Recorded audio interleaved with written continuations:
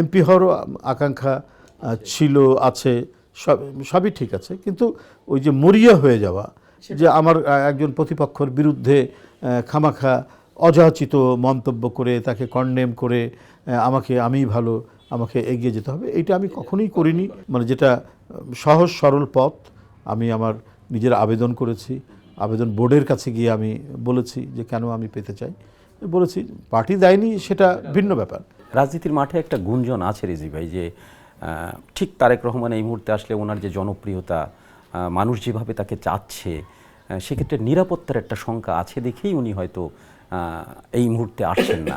আমরা যারা রাজনীতি করছি বা এখানে সরকারও আছেন, তিনি একজন একটা বৃহত্তম রাজনৈতিক দলের প্রধান নেতা, তিনি একজন জাতীয় নেতা। আমরা ভাবছি তার নিরাপত্তা নিয়ে, যে তাকে তো আমাদের নিরাপদে কাজ করতে হবে। তো সেটার জন্য দল মানে বিভিন্ন সংশ্লিষ্ট যে জায়গাগুলো আছে বা সংগঠনগুলো আছে, সংস্থা আছে, সরকারের সাথে নিশ্চয়ই কথা বলছেন এবং তার নিরাপত্তা নিয়ে তারা আলাপ আলোচনা করছেন এবং সেই ব্যবস্থাটা তারা করছেন। তো এই ব্যাপারে উনিও যথেষ্ট ওয়াকিবহাল। আমি বলছি যে একেবারেই যথাসময়ে তিনি এসে উপস্থিত হবেন। নির্বাচন যখন মানে শুরু হবে, নির্বাচনী প্রচার প্রোপাগান্ডা, আমার মনে হয় যে এগুলোকে সামনে রেখেই তিনি একটা সময় নির্ধারণ করে চলে আসবেন। স্মৃতি যদি প্রতারণা না করে তাহলে আপনি কখনো এমপি বা মন্ত্রী হননি?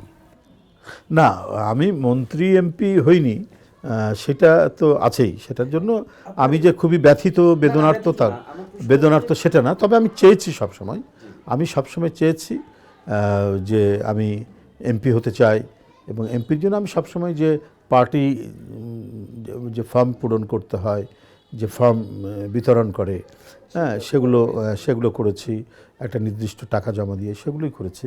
এখন পার্টির বিবেচনায় যখন আমাকে মনে করছে যে আমি এখন করা উচিত নয়, এখানে আমি করছি না যে এমপি হতেই হবে, না হলে একেবারে জীবন ছেড়ে দিতে হবে, সেটাও আমি কখনো মনে করি না। ওরকম রাজনীতি তবে আমি হতে চেয়েছি, এটা হতে চাইনি তা না যে না আমি করব না, আমি করব না। কারণ একজন রাজনীতিবিদের, ছাত্র জীবন থেকে রাজনীতিবিদের, তারও তো একটা ক্যারিয়ারের চিন্তা থাকে।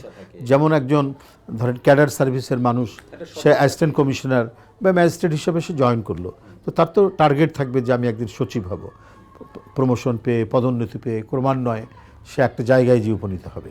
তো আমরাও যখন ছাত্র রাজনীতি শুরু করেছি ইউনিভার্সিটিতে, আমরা ইউনিভার্সিটির সংগঠনের মধ্যে থেকেছি, থাকতে থাকতে সাধারণ ছাত্রদের সমর্থন নিয়ে ইউনিভার্সিটির যে ইলেক্টেড বডি, সেটা সর্বোচ্চ পর্যায়ে গেছি, নিজের ছাত্র সংগঠনে সেটারও প্রেসিডেন্ট হয়েছে। এই যে ক্যারিয়ার করতে করতে আসছে, এখন পার্টির সিনিয়র যুগ্ম মহাসচিব। আমরা সক্রিয় থাকা, তৎপরতা থাকা, আন্দোলন সংগ্রাম আসলে সেখানে নিজেকে ভূমিকা রাখা, এর মধ্যে দিয়ে তো ক্যারিয়ার ডেভেলপ করি। এই করতে করতে সিনিয়র যুগ্ম মহাসচিব পর্যন্ত হয়েছি। তো এটাও তো একটা ক্যারিয়ারের অংশ একটা বড় দলের।